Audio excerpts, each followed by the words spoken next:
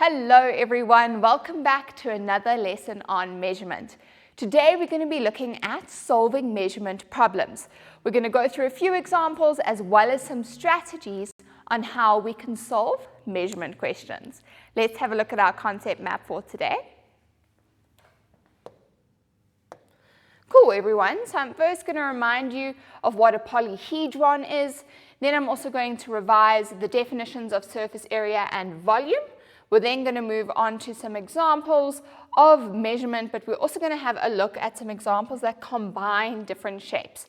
And we're going to see what we do when we have multiple different shapes appearing in a single measurement problem. So guys, let's go on to the first definition. So a polyhedron. We have discussed previously, but just in case this is your first time with us today, a polyhedron is a three-dimensional figure with four or more flat surfaces. I'm just going to pause at this point just to make sure you're all with me. A polyhedron is a three-dimensional shape. So essentially it's a shape that I could actually hold. It could be a spherical ball or a box of chocolates. It's not a two-dimensional shape because a two-dimensional shape could be drawn on a flat piece of paper. So if I drew a circle on a flat piece of paper, that's two-dimensional. Whereas a three-dimensional figure would be that spherical ball. So a polyhedron is a three-dimensional shape. Let's go back to the board. Cool. The next thing I just want to revise with you is the surface area of a particular shape. So the total surface area of a polyhedron can be found by adding together the areas of each face of a polyhedron together. So, guys, essentially the surface area has to do with the area that makes up the exterior of the shape. So, for instance, if we're finding the surface area of a cube, I know that the area is made up of 6 external squares. So I would add the areas of those 6 external squares together, and that would be the surface area of the cube. So surface area has got to do with what is on the outside of that three-dimensional shape, and we find the area of that outer part of the shape. Let's go to the next definition. So volume.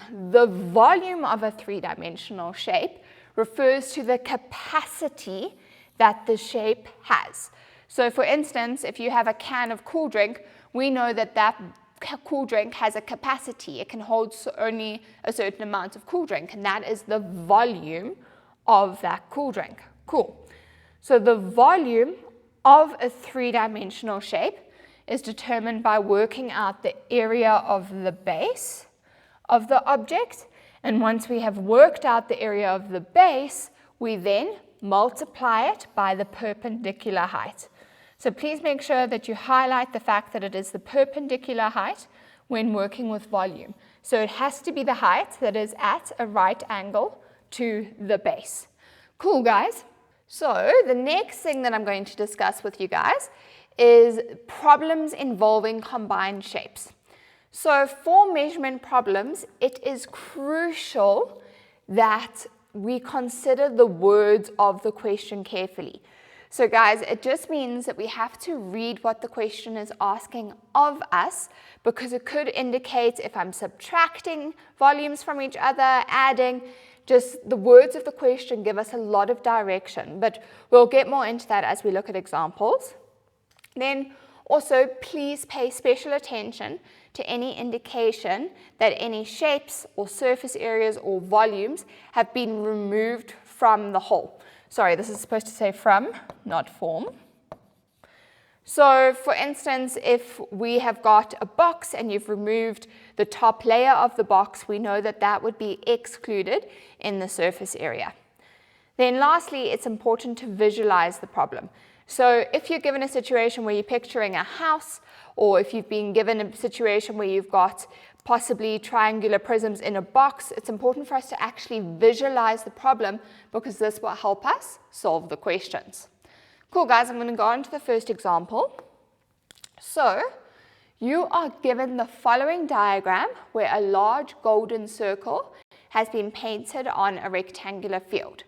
we're first going to be determining the area of the field that is not golden. So everyone, hopefully at this point, you can see that I have two shapes involved in this question. I have the rectangular field and I have my large gold circle in the middle. My project or my mission is to determine the area of this field that is not golden. So what I'm going to have to do is determine the area of the field in general, and then I'm going to have to subtract the portion that is golden, because by doing that, I'll find out how much of this field is not golden. Let's go back to the board. So we need to figure out this region. So essentially the region of the field that is not gold. We want to know what that area is. The first thing that I'm going to do is look at the area of the field in general. And we know that if it is a rectangle, it's going to be length times breadth. But something that I do want to highlight to everyone, and I hope that everyone is okay with this, we have measurements in centimeters and meters. But when I'm working with a problem where I'm working out the area, I need it to be in the same units. So what I'm going to do is centimeters, I know I can convert to meters by dividing by 100. So 10,500 centimeters is the same thing as 105 meters. So I can use that 105 meters in my calculation. So the area of the field will be 105 times 68. And if I get my calculator, 105 times 68 is going to give me 7,140. Next, I'm going to need the area of the golden circle. And I know that the area of a circle is equal to pi r squared. And luckily, I've been given my radius nicely. It is 15 meters. So the area of the circle will be pi times 15 squared. So I can pop that in my calculator as well. So pi times 15 squared gives me 706,86. And lastly, I need to find the area of this field that is not golden. So I'm going to take the area of the whole field and subtract the golden part. So I'm going to have 7,140 minus 706,86. And that's going to give me an answer of 6,433,14. And the answer will be in meters squared as it is an area. Wonderful, everyone. After the break, we're going to be looking at some more measurement examples. See you soon.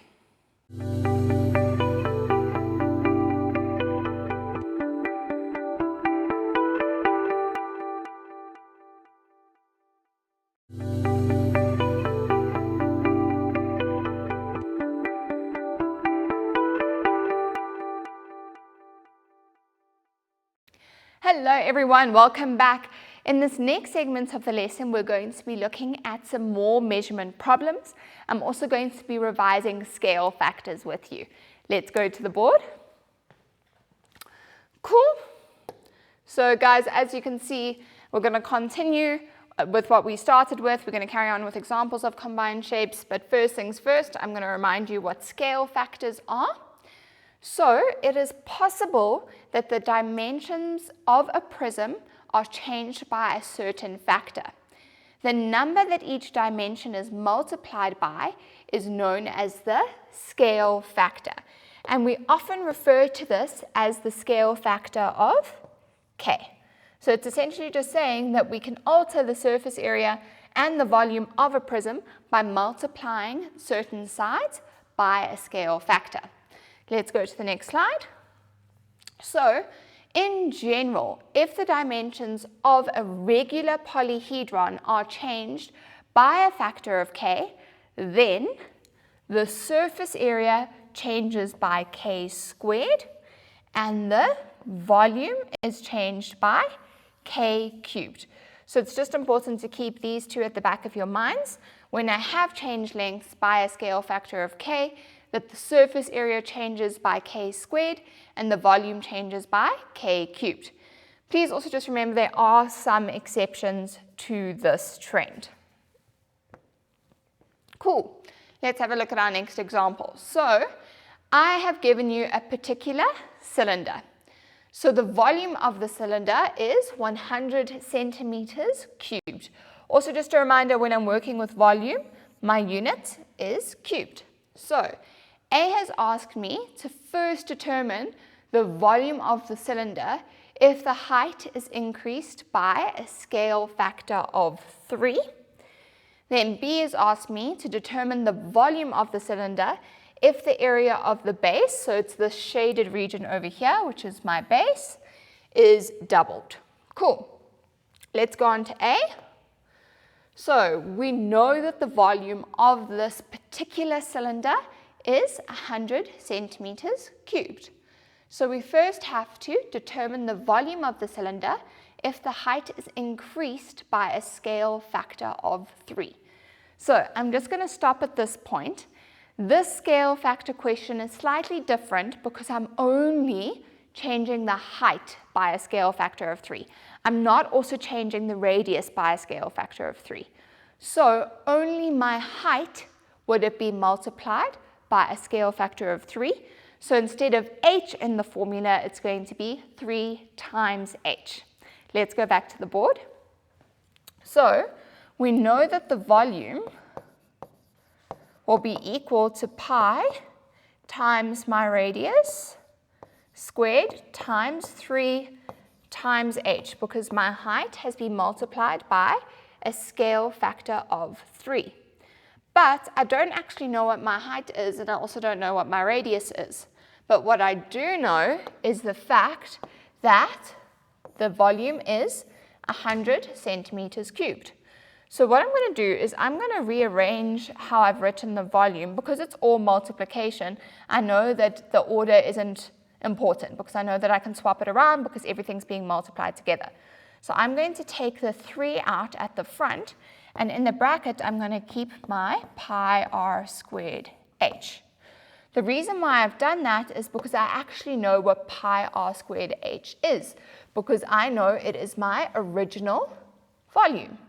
So this means I'm going to have 3 times my original volume, which is 100, which means that the new volume of the cylinder, when the height has been increased by a scale factor of 3, will be 300 centimeters cubed. So we can see as my height changed by a scale factor of 3, this influenced my calculation because my new volume will be 300 centimeters cubed. Great, let's go on to B. So we now need to determine the volume of the cylinder if the area of the base, which is the shaded region of my diagram, so we can see over here that this is the base that we are referring to, is doubled. So guys, again, we're not changing multiple dimensions. We are just doubling the area of the base. And we know that the base of a cylinder is a circle. And if we are talking about doubling that area, the area of a circle is pi r squared. So if I'm doubling that, what do I have to multiply by? I'm hoping that we've got some 2's going on in your heads. So I'm going to have to multiply the area of the base, which is pi r squared, because that's the area of a circle. So it's going to be pi r squared times 2. And we're going to see how that affects my calculation. Let's go back to the board. So we know that the base is the area of a circle. And the base itself is what has been multiplied by 2. So we're going to have 2 times pi r squared, and this is going to be multiplied by the height. But again, what I'm going to do, which is similar to A, is I am going to rearrange it and take a 2 out at the front and leave pi r squared h in my brackets. I'm allowed to rearrange because it's multiplication, so the order doesn't matter. But again, I'm going to link back to what was given to me. I know that the original volume is 100 centimeters cubed, so I can replace the pi r squared h with 100. So it's going to be 200 centimeters cubed for my new volume. Cool, guys. I hope you're all still with me. We're going to go on to the next example now. So the next question has given us a chocolate factory, and I hope that this example doesn't make you all too hungry because chocolate would be great right now. So a chocolate factory is constructed as follows. The room space is constructed as a right rectangular prism with a square base. So essentially we know that there's a square base. Let's change my color so you can see. So we know that we've got a square base, which is where each side is 30 meters. So we know that all of these lengths for the square base will be 30 meters. The height of the wall in the room is 10 meters. And the roof is constructed in the form of a right triangular pyramid with a height of 5 meters. So we know that the height of this particular roof is 5 meters. And the base of the roof is open. So essentially it just means that the space between the building and the rest of the room is open. So this layer will be open. So it's just some things to consider before we do our calculations. Cool, let's go to the next slide. So these are the questions that we're going to get through. We're first going to calculate the slant height of the triangular pyramid. Then we're going to calculate the surface area of one of the triangle faces of the roof. C is asking me for the total exterior surface area of the factory. And then D is asking me for the volume of the factory. So we're going to look at each of these individually, and we're going to discuss strategies as we go. So let's look at A. We need to calculate the slant height of the roof. And the slant height refers to this particular height. So the height of the slanted triangle, I need this height. So this is my slant height. So the square bases each have a length of 30 meters. The wall height of the building is 10 meters, and the height of the triangular pyramid is 5 meters. But if I'm going to be calculating my slant height, that means I'm going to need to form a right angled triangle so that I can do Pythagoras, because that will allow me to calculate my slant height. So if I redraw that triangle, we know that the height of the building is 5 meters. I want my slant height, but just to note what the base will be, because I know that the lengths of each of the walls is 30 meters, and because this right angle has come from the middle of the roof down, that means that the base would have to be 15 meters.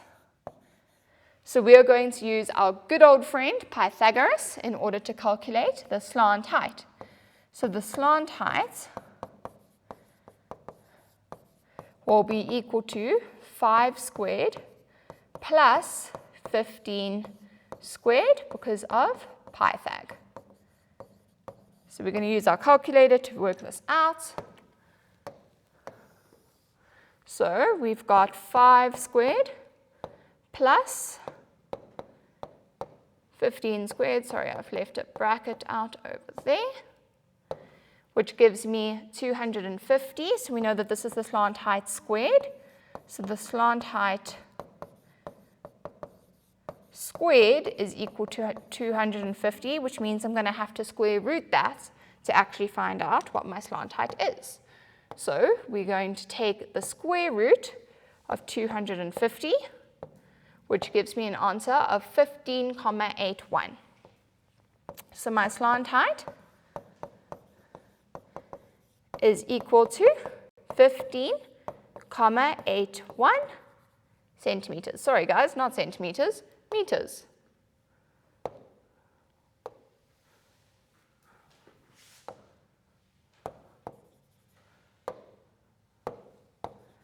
Great, so let's move on to B.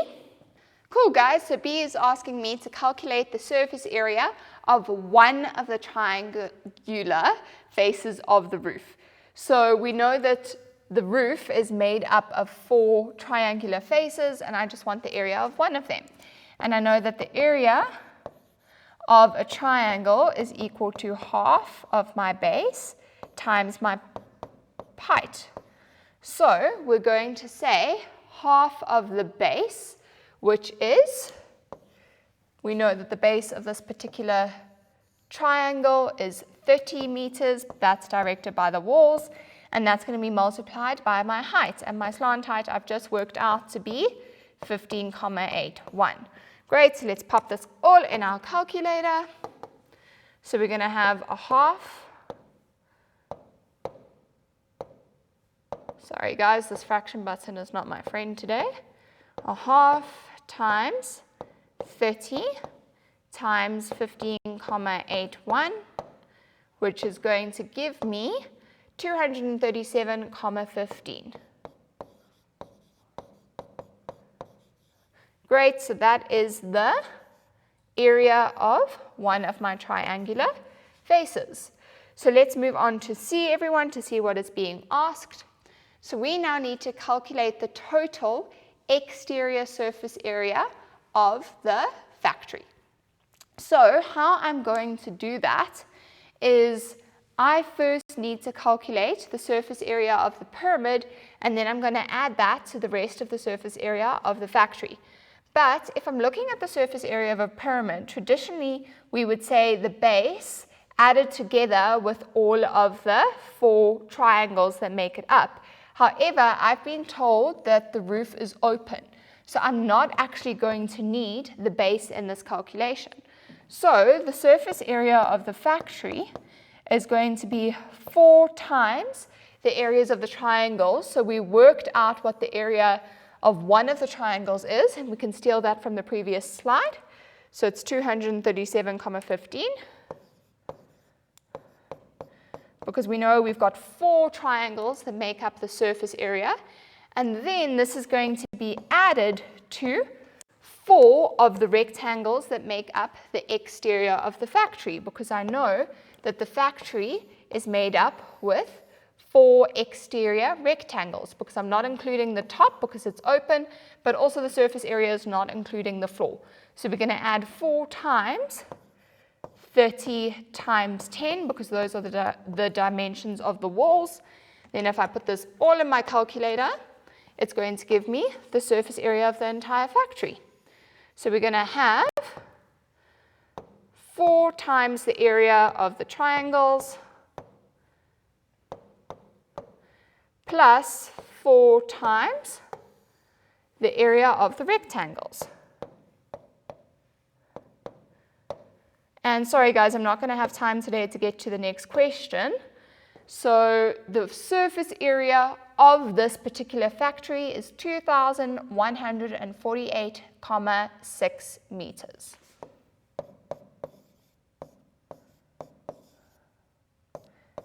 Meters squared.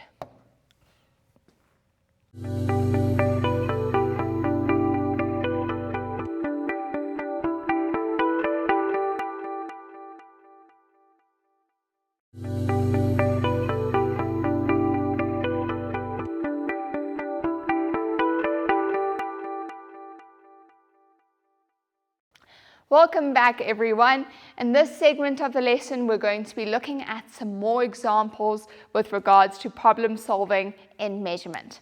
Let's have a look at our concept map for this next part of the lesson. So guys, we're going to see how measurement assists us in problem solving with shapes, but also we're going to be talking about some strategies for specific measurement questions.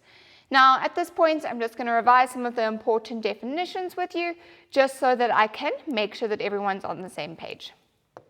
Cool.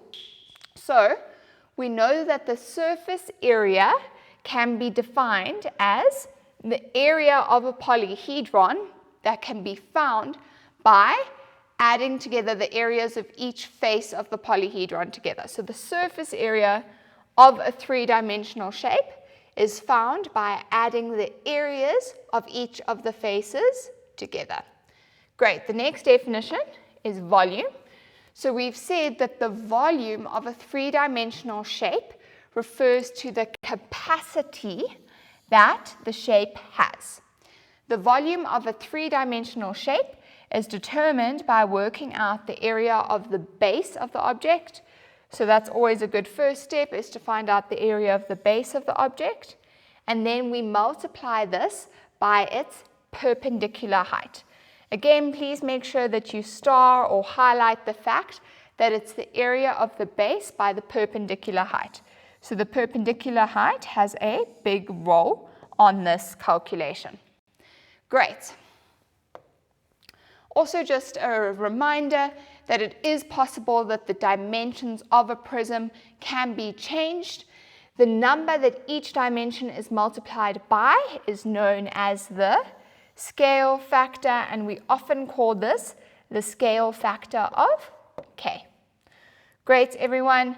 Then lastly, before we get into the example, in general, if the dimensions of a regular polyhedron are changed by a factor of K, then the surface area changes by K squared and the volume changes by K cubed.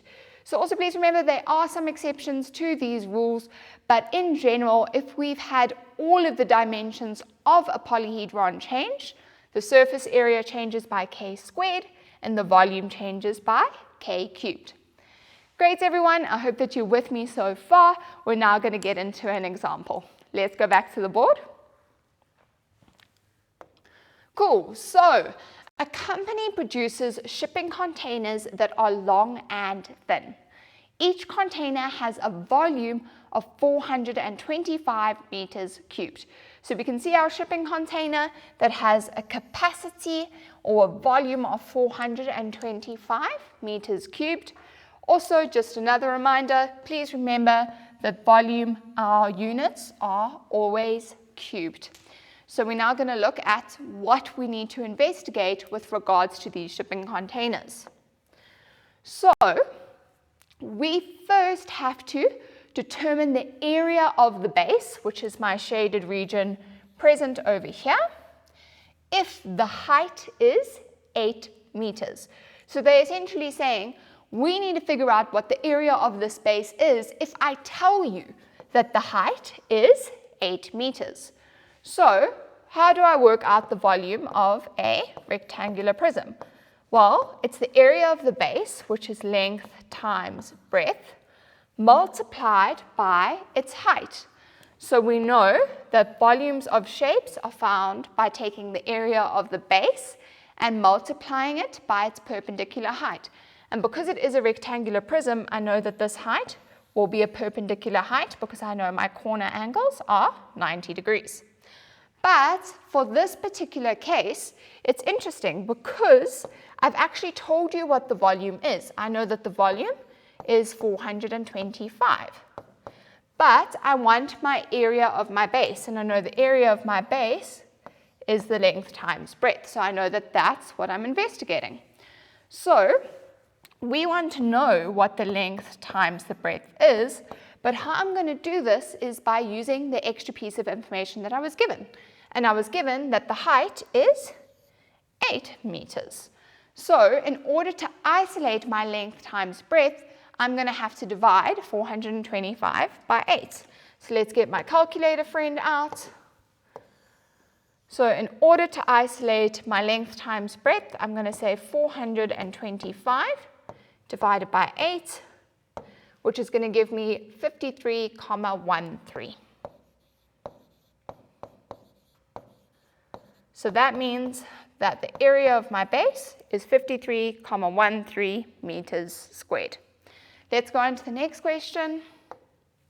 So now we've been asked to determine the height of the container if the area of the base is given to be 21 meters squared. So this is kind of the opposite of what we just did. We know that the volume of a rectangular prism is the area of the base multiplied by the height, or the perpendicular height. We've been told what the volume is. I know that it is 425 meters cubed, so I can replace volume with 425 meters cubed. But in this case, I don't know what my height is, but I was told what the area of the shaded region is, and the shaded region is my base. So I'm going to replace my length times breadth with 21 meters squared, because I know that that's going to reveal what my height is.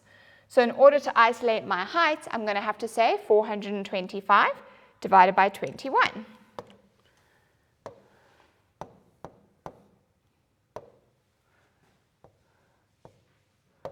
Cool. So my height is going to be 20,24 meters.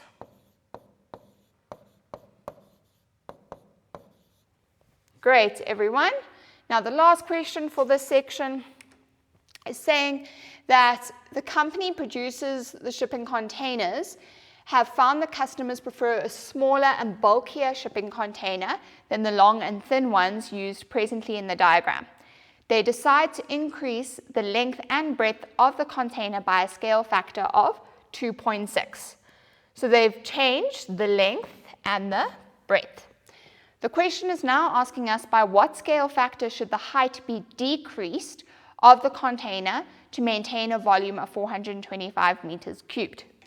So in this case, we know that my volume has been changed in the following way, because the length and the breadth, so it's going to be 2,6 times my length times 2,6 times my breadth times my height. So I've changed my length by a scale factor of 2,6 as well as my breadth by a factor of 2,6. But I want my volume to be maintained. So how I'm going to counteract that is by saying, what do I multiply my height with so that I'm going to get back to length times breadth times height is equal to my original volume of 425. And how I'm going to do that is by taking the multiplicative inverse. So we can see that if I multiply 2,6 by 2,6, it gives me 6,76.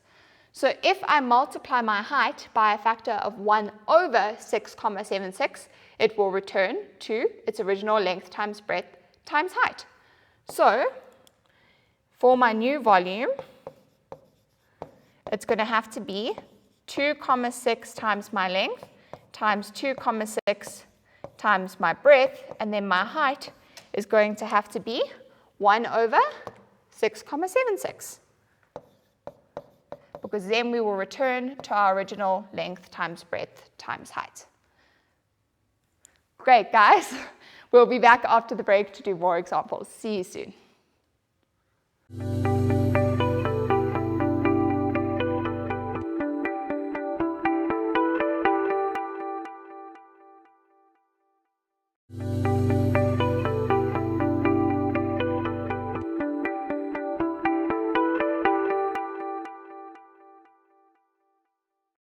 Welcome back, everyone. In this segment of the lesson, we're going to be looking at some more problems and how measurement can help me solve them. So let's go to the board and have a reminder of what's on our concept map. Cool, guys. So again, we're just going to be looking at different ways that measurement can assist me in problem solving, and we're also going to have some more discussions on specific strategies for measurement questions. Cool. Everyone, we are now going to remind ourselves on what we do when we've got problems involving combined shapes. So for measurement problems, it is crucial that we consider the words of the question, because if we read the introduction to the question, there are often hidden pieces of information that direct me on how I can actually solve it. Then it's also very important to pay special attention to any indication that shapes, surface areas, or volumes have been removed from, not form, the whole. And lastly, it is very important to visualize the problem. So often these situations are depicting something that could happen in real life. So it can help for us to visualize the problem and see how it would actually make sense for ourselves. So let's have a look at the first example.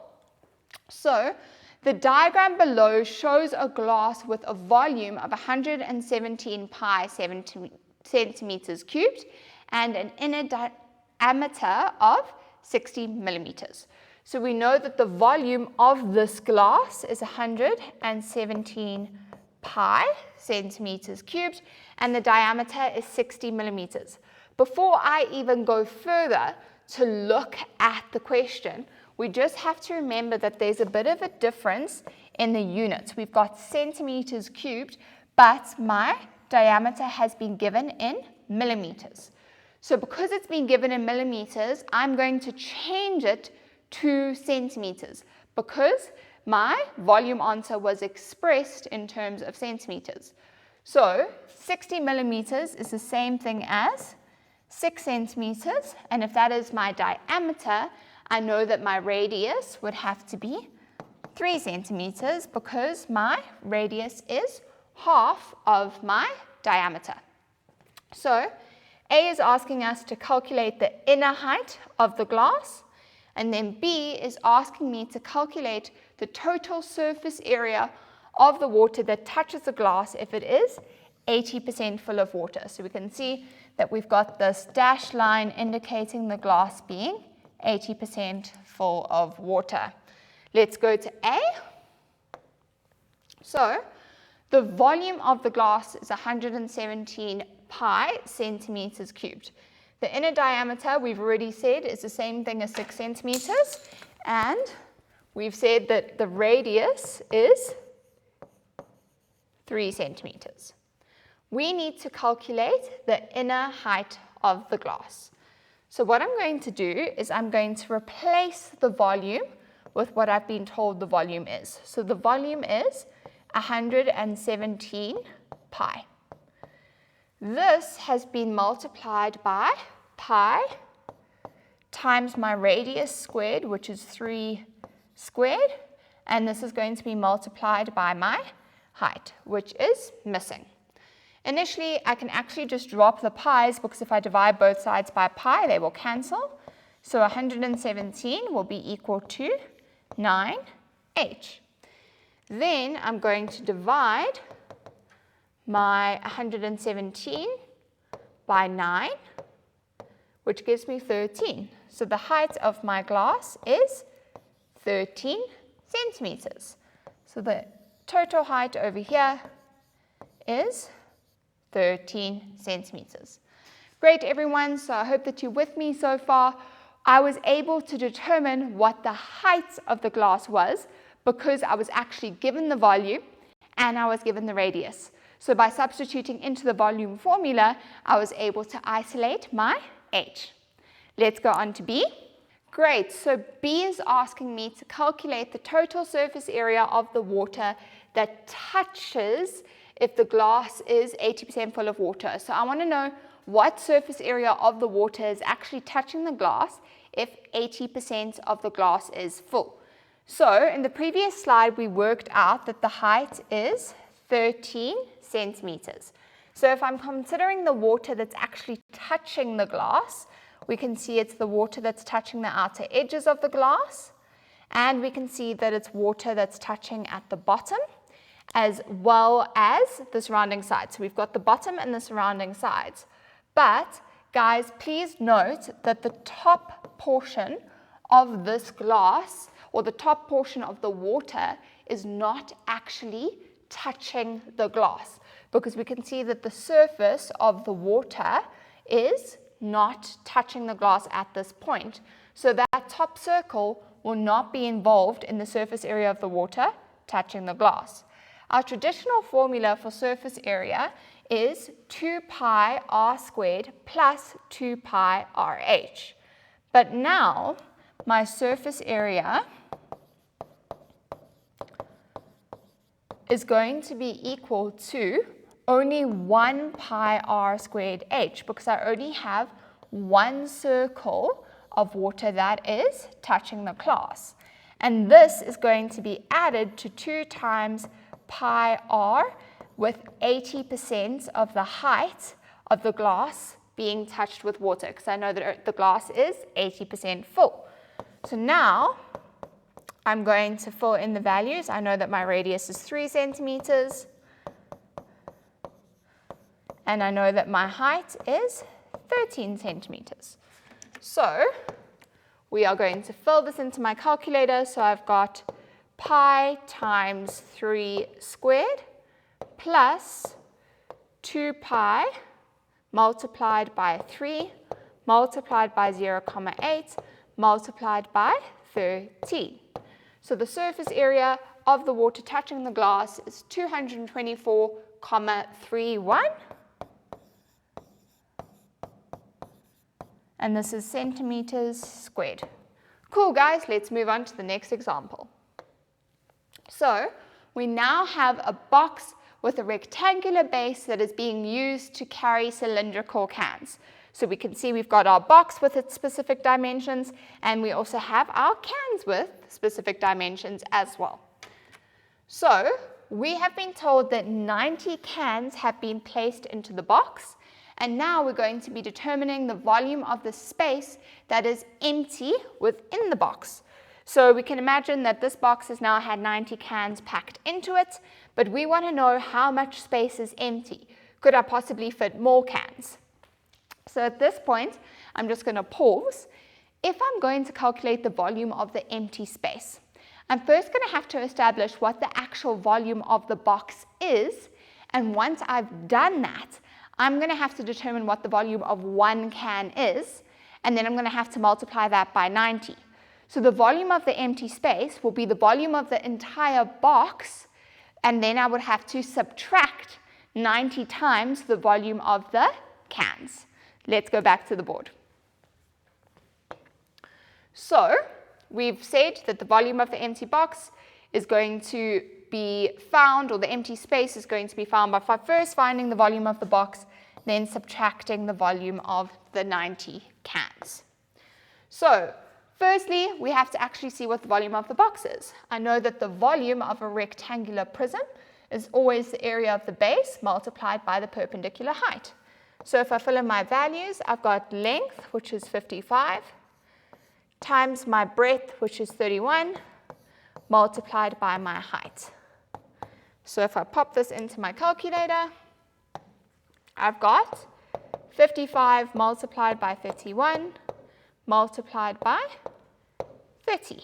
And that's going to give me 51,150. So 51,150 centimeters cubed is the volume of my box. But now I need to actually know what the volume of my cans are, so I can subtract that from the volume of the box. Cool. And the volume of the 90 cans will have to be 90 times the volume of a cylinder. And I know that the volume of a cylinder is pi r squared times by h. So it's going to be 90 multiplied by pi, and my radius, so over here I can see that the diameter is 6 centimeters, which means that my radius will be 3 centimeters. So it's going to be pi times 3 squared multiplied by my height, which is 11. So let's plug this all into my calculator to see what the volume of 90 cans will be. So it's going to be 90 multiplied by pi times my radius squared times by my height, which is going to give me 27,991,59. So 27,000 guys. So we've got 27,991. And my decimal was 0.59. So we know that that is going to be the volume of the 90 cans within this box. So, in order to do that, I'm now going to actually see how I can work out the empty space. Great, guys. So now that I have the volume of my box and the volume of the 90 cans, I can work out the volume of my empty space. Because I know that the volume of the empty space will be the volume of the box minus the volume of the 90 cans. So let's pop this all into my calculator. So we're going to have 51,150 minus by 27,991,59, which is going to give me 23,158,41.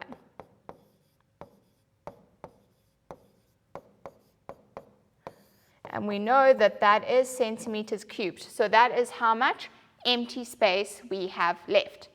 Now I'm going to ask you a follow-up question, is if we now have the volume of the empty space, which we've worked out, and I want to figure out what the volume of any other cans that could fit into this empty space. So the follow-up question is, how many more cans can we add to this box? So if I consider the volume of one can, which is pi r squared times h, the volume of one can is 311,02 centimeters cubed, and the volume of the empty space is 23,158,41 centimeters cubed. So if we want to work out how many more cans we can fit in, I'm going to take the empty space and I'm going to divide it by one of the cans, because then I can see how many more cans I could possibly fit into the box. So let's go back. So we're going to have our empty space, which we've already got in our calculator, which is 23,158,41, and I'm going to divide that by 311,02, which is going to give me 74,459. But everyone, before I look at that decimal, we just have to think, can I put a fraction of a can into a box? No, I can't all of a sudden say I'm packing cans into a box. So hypothetically, I could only fit the actual number of cans left into the box, because I can't fit fractions or decimals of cans into the box. So let's go back to the board. Because my answer is 74,459 going on, hypothetically speaking, I could only fit 74 more cans into the box. But of course, this might not be possible, because it's all got to do with how we pack cans into the box, because obviously we have the dimensions of the cylinder, which may restrict us. So it's more just a question to think about, how much more could I do with that empty space, but we also have to acknowledge that there could be restrictions with that. Great, guys. Thank you so much for joining me for this measurement lesson today. I really hope to see you guys soon. Bye.